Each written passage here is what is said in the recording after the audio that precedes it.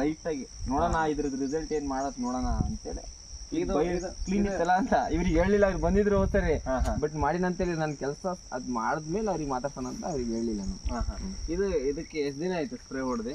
ತಿಂಗಳಾಗಿರ್ಬೋದು, ತಿಂಗಳು ಆಗಿಲ್ಲ. ನಿಮಗೆ ಹೇಗ ಅನ್ಸುತ್ತೆ ಈಗ ಅದು ಅದಕ್ಕೆ ಇದಕ್ಕೆ ಡಿಫ್ರೆನ್ಸ್? ಅಂದ್ರೆ ಕಲರ್ ನನಗೆ ವೇರಿಯೇಷನ್ ಕಾಣಿಸ್ತಾ ಇದೆಯಲ್ಲ, ಇದಕ್ಕೆ ಬಟ್ ನೀವು ಕೊಟ್ಟಿರೋ ಗ್ರಾನ್ಯೂಲ್ಸ್ ಹಾಕಿದೀನಿ, ಸ್ಪ್ರೇನು ಮಾಡಿದೀನಿ. ಲೈಟ್ ಆಗಿ ಅಂತ ಹೆವಿ ಮಾಡಿಲ್ಲ ಅಂದ್ರೆ ಲೈಟ್ ಆಗಿ ಸ್ಪ್ರೇ ಮಾಡಿದೀನಿ. ಇದಕ್ಕೇನು ಮಾಡಿಲ್ಲ, ಇದಕ್ಕೆ ಆ ಗೊಬ್ಬರನು ಹಾಕಿಲ್ಲ, ಸ್ಪ್ರೇನು ಇಲ್ಲ. ಒಟ್ಟು ಕಲರ್ ಅಲ್ಲಿ ವ್ಯತ್ಯಾಸ ಕಾಣಿಸ್ತಾ ಇದೆ. ಸೊ ಚೆನ್ನಾಗಿದೆ ಇದು ಬಳಸೋದ್ರಿಂದ. ಈಗ ಇನ್ನೊಂದು ಸ್ಪ್ರೇ ನಾನು ಕೊಡ್ಬೇಕು ಅನಿಸ್ತಾ ಇದೆ, ಯಾಕಂದ್ರೆ ಇನ್ನು ಗಡಿಗಳು ಉದ್ದ ಬಿಚ್ಚಬೇಕು.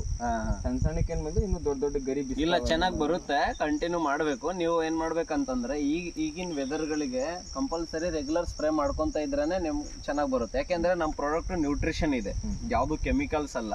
ಸೈಡ್ ಎಫೆಕ್ಟ್ ಆಗುವಂಥದ್ದು ಚಾನ್ಸೇ ಇದ್ರಲ್ಲಿ ಇಲ್ಲ. ಓಕೆ, ಸೊ ನೋಡಿರಿ ಹತ್ರ ನಾವು ಇಲ್ಲಿ ಒಂದು ಊರಿಗೆ ಬಂದಿದ್ದೀವಿ. ಯಾವ ಊರಿದು? ಗಾವಟೆತೇರು ಅಂತ. ಇದು ಶಿವಮೊಗ್ಗ ಡಿಸ್ಟಿಕ್ ಬರುತ್ತೆ, ಶಿವಮೊಗ್ಗ ತಾಲೂಕು, ಶಿವಮೊಗ್ಗ ಡಿಸ್ಟಿಕ್ ಬರುತ್ತೆ.